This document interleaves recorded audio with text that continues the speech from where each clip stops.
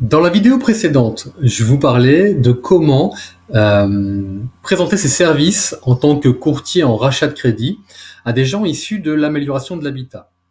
Véranda, piscine, camping-car, etc., etc. On se positionnait ainsi en facilitateur de business, en solution commerciale, et on permet également d'augmenter le panier de vente, d'augmenter le chiffre d'affaires. Bref, ok, on peut le tendre facilement. Mais vous avez bien compris qu'on s'adresse là à des gens qui ont un projet conso et non pas IMO, car dans le rachat de crédit, on rajoute de la trésorerie pour financer des projets conso.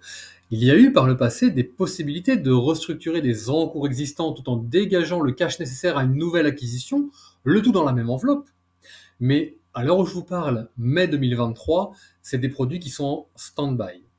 Alors, qu'est-ce que je pourrais bien raconter à mes amis courtiers en prêt immobilier qui ne sont pas eux-mêmes courtiers en rachat de crédit, mais qui souhaitent travailler en indication d'affaires avec vous, par exemple? Qu'est-ce qu'on va leur apporter?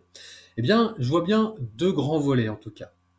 Quand on fait du rachat de crédit avec Brokeo, on a accès à tous les produits immobiliers du CFCL. Et même s'ils sont restreints, comme je vous l'expliquais à l'instant, à ce jour, il y a encore des possibilités d'accompagner des investisseurs pour des projets locatifs à travers des SCI à des conditions d'octroi parfois plus souples que les banques traditionnelles.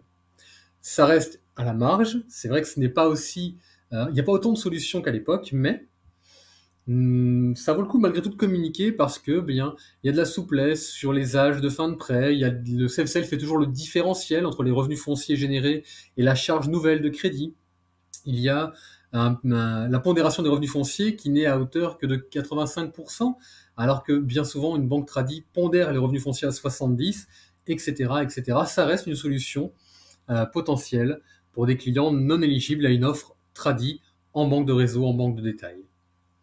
Et puis le deuxième volet qu'on pourrait expliquer à nos amis courtiers en prêt immobilier, c'est que le RAC permet aussi de rendre éligibles des gens à un prêt immobilier. Je ne suis pas là pour financer l'acquisition immobilière, mais peut-être pour les rendre éligibles à la banque. Lorsqu'un couple de jeunes primo-accédants, par exemple, vient vous solliciter parce qu'ils ont trouvé un appartement un peu coup de cœur, mais qu'ils ont 3 crédits conso et pas d'apport, clairement, il n'y a pas grand-chose à faire à l'instant T.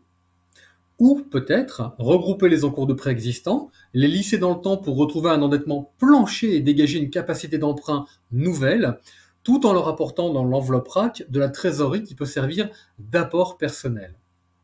Alors, il est vrai que certains banquiers détestent cette approche-là, et lorsqu'ils constatent que le client a été restructuré récemment, ne souhaiteront malgré tout pas intervenir, même si les ratios financiers le permettent et sont bons.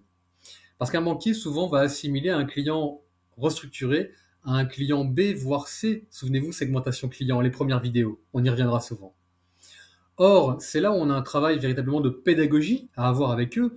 Là, on est face à des clients A, de très bons clients, qui avant le rachat de crédit, regardez monsieur le banquier, leur relevé de compte n'avait aucun problème de gestion, tout était au cordeau, tout allait très très bien.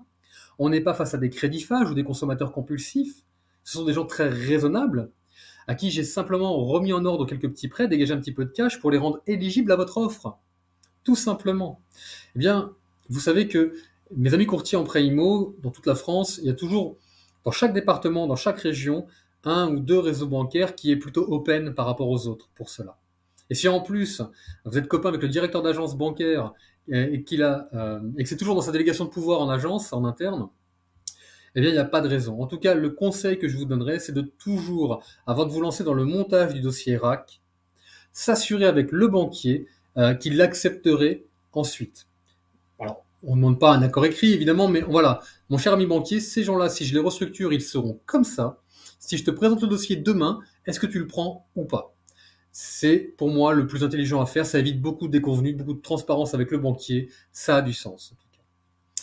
Si vous voulez voir mes autres vidéos, pensez à vous abonner, j'en sors une à peu près tous les 15 jours. Et si vous voulez en parler avec nous de vive voix, je vous mets un lien dans la description pour pouvoir nous contacter. Et je vous dis à bientôt, prochaine vidéo, on parlera des assureurs. Bonne fin de journée à tous, ciao!